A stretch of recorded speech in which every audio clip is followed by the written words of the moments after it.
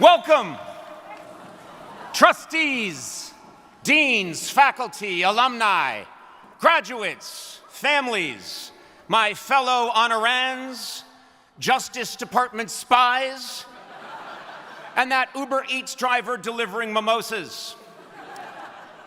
As I look upon this gathering of tomorrow's greatest minds, I'm confident saying there is no less flattering outfit than the cap and gown. We all look like the potions professor at Hogwarts. Up here on stage, it feels like an AA meeting for druids.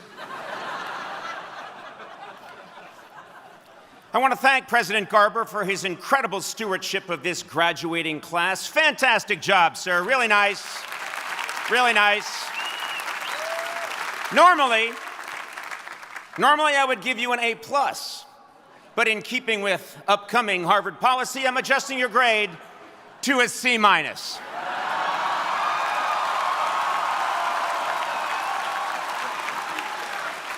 Trust me, it's for the good of the school. I will keep my remarks brief because MIT's graduation is also today, and I want to give you a 15-minute head start on your job hunt. Those nerds down the river won't know what hit them. Also, just a quick announcement after the ceremony. Tequila shots are on me at the Porcellian Club. Yeah. You're all invited. Just force your way inside and tell them Conan sent you. They're an understanding bunch. As we gather here today at this beautiful Tercentenary Theater, I am struck by one thought. Only someone from Harvard would call this patch of grass a Tercentenary Theater. Just look at this yard, Percival. Tis a veritable Tercentenary Theater. Harvard, why use a $5 word when a $50 word will do? It's really nice to be back at the very last place I used the word querulous in a sentence. Standing right over there by Widener, I asked someone, what does querulous mean? Fortunately, they knew the answer because it was a Yale student. Man, they're good. Oh, please, let us not denigrate our fellow Ivies. Let's admit that all 7 are worthy institutions. Except for Princeton, those people are absolute tools.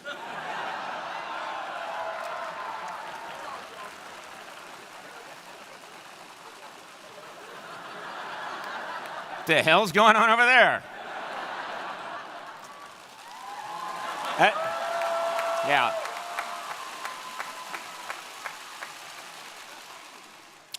As I stand here, I'm flooded with so many rich memories of this campus, and especially of my dear beloved Mather House. Yeah.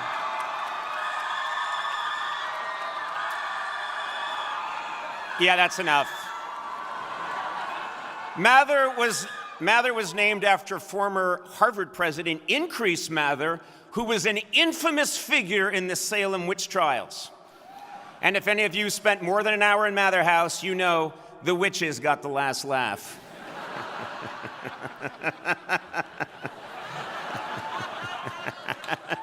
It's such an ugly building. Okay. I'm sorry. Let's tear it down, start again. All right, here we go. Of course, we all make jokes about our school, but Harvard is still our nation's oldest and most renowned seat of higher learning. And today, you are the 375th graduating class. Yes. Did you know that the first graduating class in 1642 had only 9 students? Yeah. And somehow, even they were all legacies. That's hard to do. No university in our nation has produced more Nobel laureates or white-collar criminals. So whether you choose good or evil, know that you are among the very best.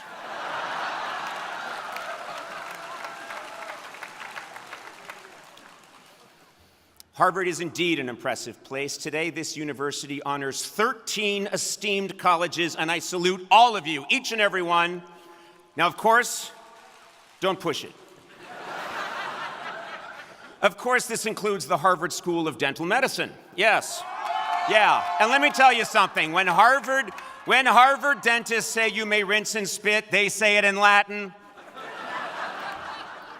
I wasn't going to do that joke, but the dental school said they'd give me free veneers if I gave them a shout out. No, I take my assignment today seriously, and in preparation for this speech, I asked the provost's office for intel on all your concerns.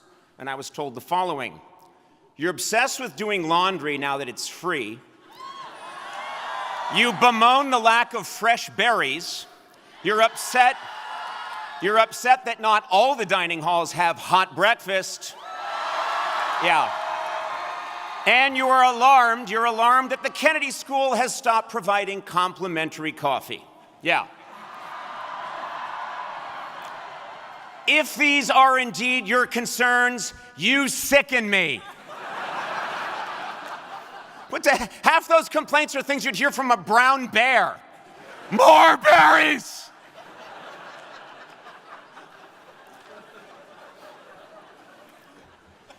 Before I continue, there is one thing I must acknowledge. For your entire academic lives, you have been lectured to by lots and lots of old white men. And now, when you are minutes from getting out the door, Harvard is saying, not so fast. We found one more. He graduated 41 years ago, and he's not just white, but shockingly white. In direct sunlight, you can see his bones. Well, I may be old and white, but let me assure you, I still fit in seamlessly with the long list of Nobel laureates, heads of state, and civil rights activists who have given this commencement address. Now, sure, they did great things, but only I play a talking, potty-training gadget named Smarty Pants in the upcoming Toy Story 5 in theaters everywhere on June 19th.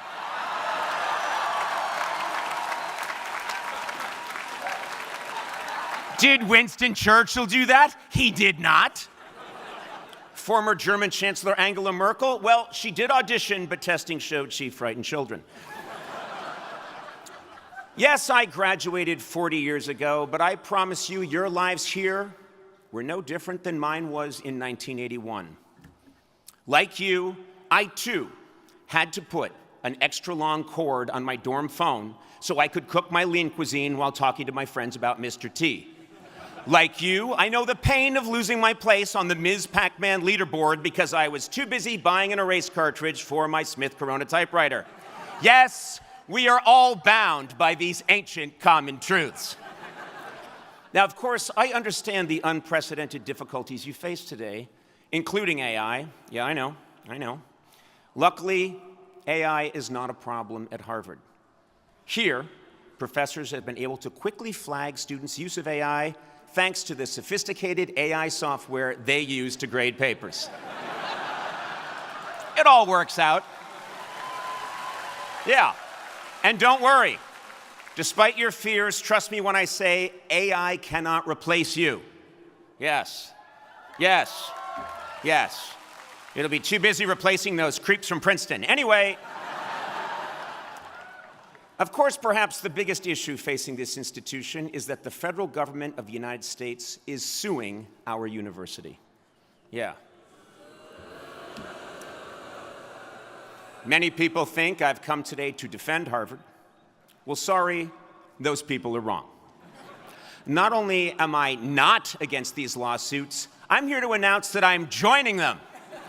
I, too, am suing Harvard. I'm suing Harvard for the cast iron bunk bed that greeted me upon my arrival at Hallworthy 16 my freshman year. A bed that has since been confiscated by The Hague as an instrument of divine cruelty. I'm suing Harvard for allowing me to sign up for a 9 a.m. class at the Science Center and a 10 a.m. class down at Soldiers Field. For God's sakes, I was a child! I'm suing Harvard for my less than spectacular undergraduate sex life. For me having a three-way meant adding a second mirror to my dorm.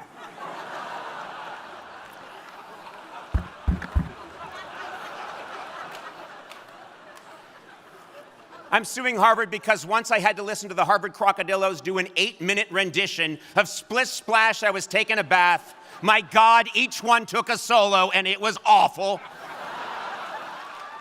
And finally, I'm suing Harvard because, and this is absolutely true, in the spring of my sophomore year, while trying to grab a quick lunch at Adam's house, I was served a meal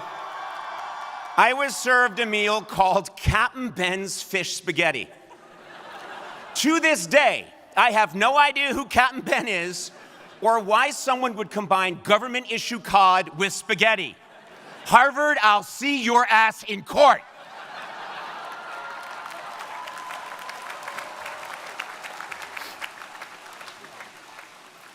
Yes, I'm confident that my claims will have more merit than those filed by the President of the United States. Yes.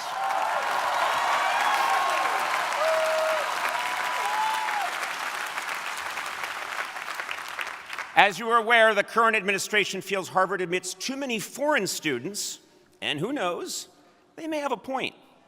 After all, what has any foreigner ever added to our American culture? With the possible exception of music, literature, art, cuisine, fashion, architecture, dance, scientific breakthroughs, and the core of our moral codes and ethical beliefs. Seriously.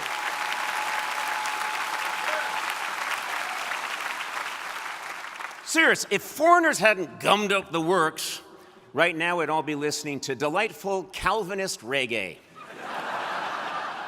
eating savory Church of England ziti, and dancing the forbidden and sexually charged Lutheran lambada. But let me assure you, I did not come here simply to toss off some jokes about my alma mater. I mean, that was the main reason.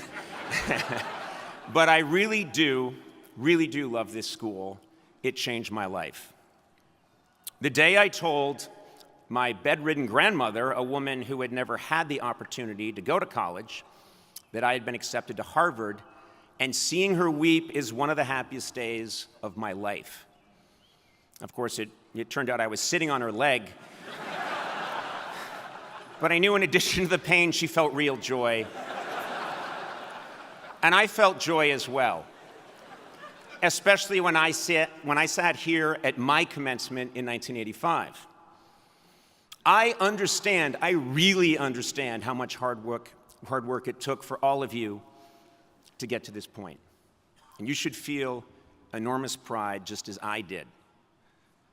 On my commencement day, I was content if my Harvard degree was the first thing people knew about me. But what I have found, after all these years, is that I am fine with Harvard being the last thing anyone knows about me. This is not a diss on this institution in any way. I just believe that status, even when it's hard-won, can be double-edged.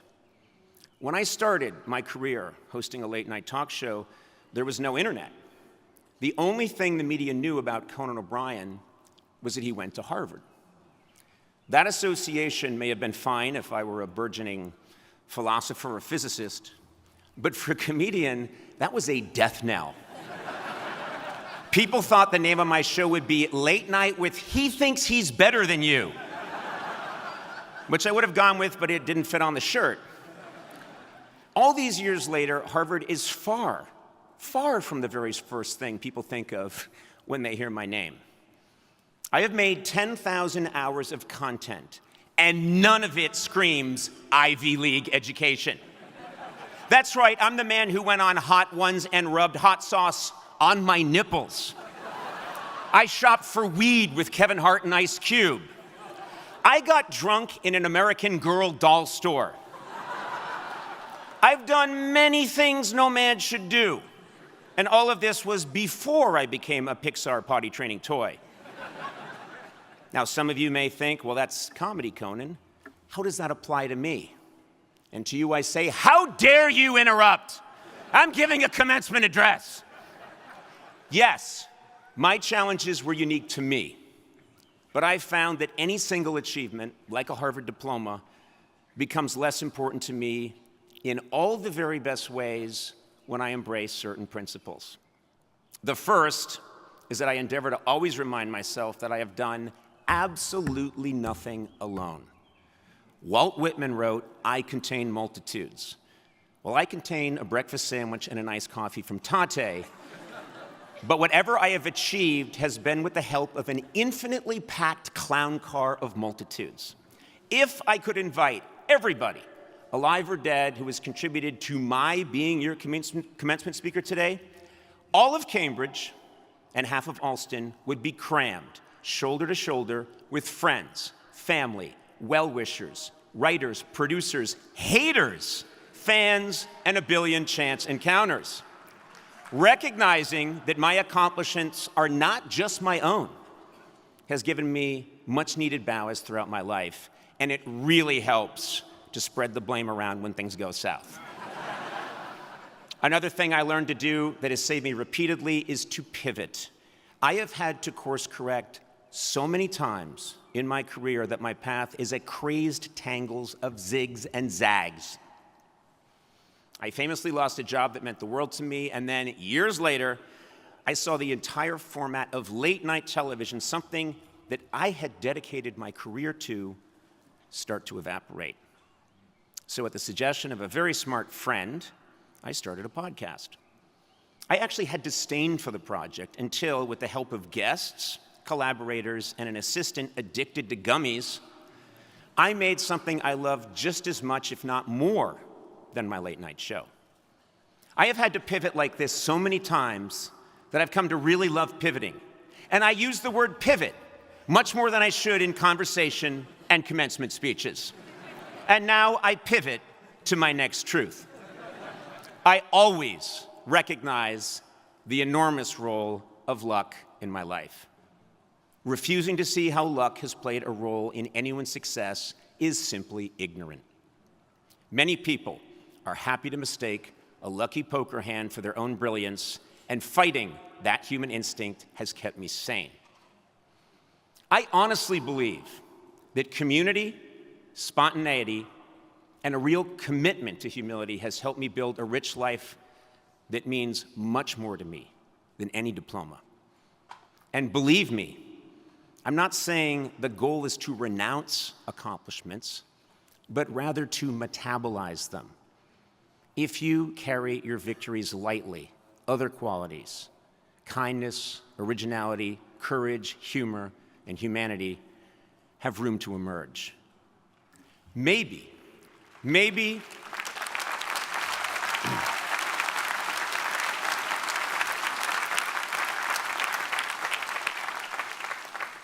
the greatest lessons I've learned along these lines have been through my 24 travel shows.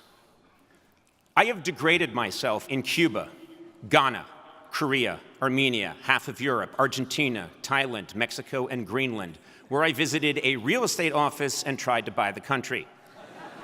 When I travel to another land, every quality I have discussed, community, adaptation, and a sincerely humble approach are all necessary.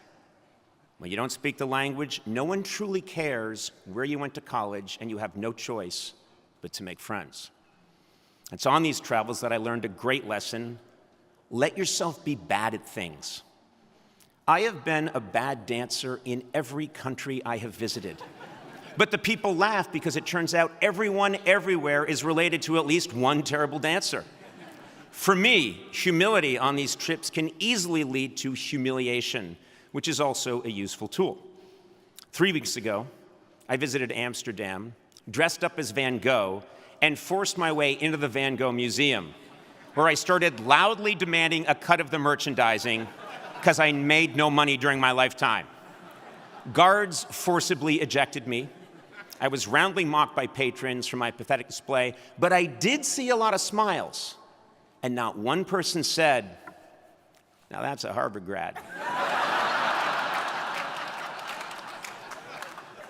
In Tokyo, I met with a teacher of Japanese etiquette who volunteered I wasn't her type. And when I asked her why, she just said, "Face."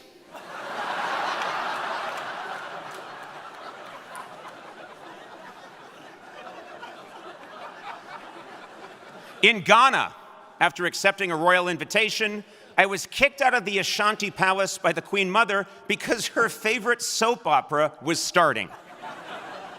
I understand that I am preaching modesty and connection at a time when this is not in style. We are living through a period of extreme narcissism. Our current leadership in Washington believes that empathy is a weakness and that our nation stands supreme and alone.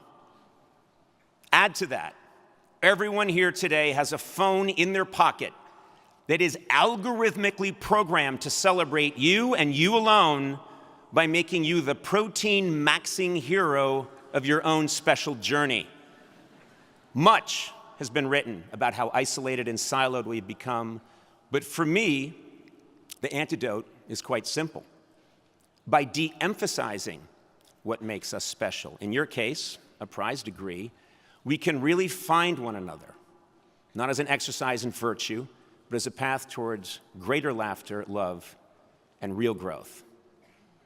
And believe me, I struggle daily with my own pretensions. I am aware that I am telling you to transcend your glories as I stand on this stage, accepting a doctorate I didn't really earn, while dressed like a 12th century pope. Big surprise, I have a giant ego. I mean, come on, the titles of my shows have been A Late Night with Conan O'Brien, The Tonight Show with Conan O'Brien, Conan, where did I think of that one? Conan O'Brien Needs a Friend, and Conan O'Brien Must Go. I fought like hell to have today's ceremony named Conan O'Brien Presents the Harvard Commencement starring Conan O'Brien. Yeah, let's get that done. So when I realized that my message today would be about the rejection of honor and status, can I consider for a second turning this doctorate down? Did I say, no, President Garber, my achievements are not my own. I must decline. Hell no! Not for a second. My grandfather, who everyone called Hoofer, and who had to drop out of the 7th grade to support his parents, was a traffic cop in Worcester, Massachusetts. Yeah, and he had a saying, take what you can get and ask for more. Very wise man. Hoofer is an essential passenger in my clown car of multitudes. And in his honor, I will grab this doctorate and then ask President Garber if there's also a cash component.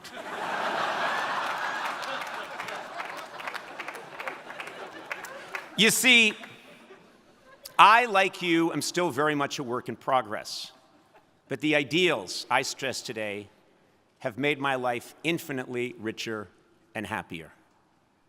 So maybe my wish for you is not that Harvard becomes the last thing people know about you, but instead that Harvard becomes the least important thing people know about you.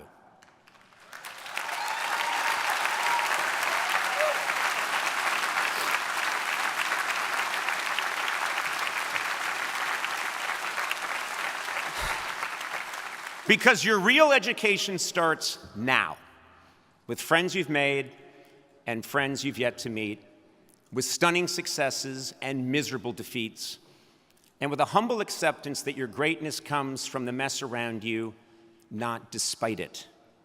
From the depths of my heart, I congratulate you, class of 2026, not for any piece of paper you received today, but because of your hard work, determination, humanity, and the boundless community that you have and will create. Let us all resolve on this great day to go forward together and see Toy Story 5 in theaters everywhere, June 19th. Thank you.